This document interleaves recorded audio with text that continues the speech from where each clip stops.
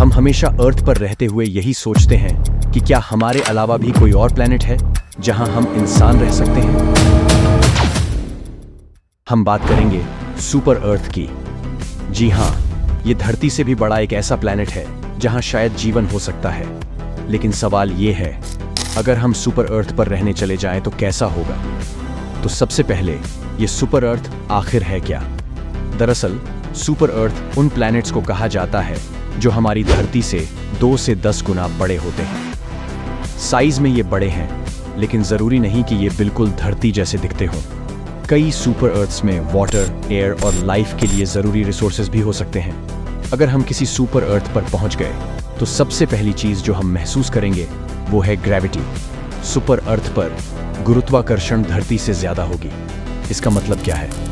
अगर आपकी ग्रेविटी आपकी बॉडी पर ज्यादा असर डालने लगे तो आपको चलना, दौड़ना और यहां तक कि खड़ा होना भी मुश्किल हो सकता है। आपकी मसल्स को ज्यादा मेहनत करनी पड़ेगी। तो हो सकता है कि सुपर अर्थ पर आपको जिम जाने की जरूरत ही न पड़े, क्योंकि वहां चलना ही एक वर्कआउट बन जाएगा।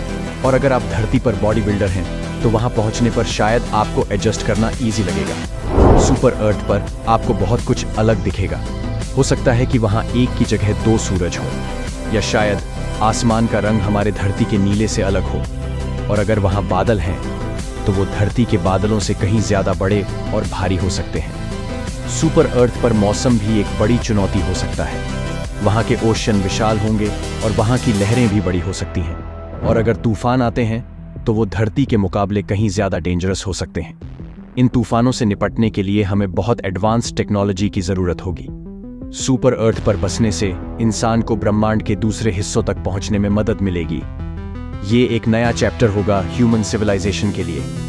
और अगर वहां जीवन के लिए सही हालात हैं तो हम धरती के अलावा दूसरी दुनिया में भी अपनी नई कॉलोनी बसा सकते हैं। लेकिन दोस्तों, एक बात समझना जरूरी है, जितनी भी उम्मीदें हम सुपर अर्थ से लगाएं, हमारी असली दुनिया तो ये धरती ही है और इसे बचाना हमारी पहली जिम्मेदारी है। सुपर अर्थ पर रहने का सपना तो बड़ा रोमांचक है, लेकिन हमें अपनी धरती का ख्याल रखना ही होगा।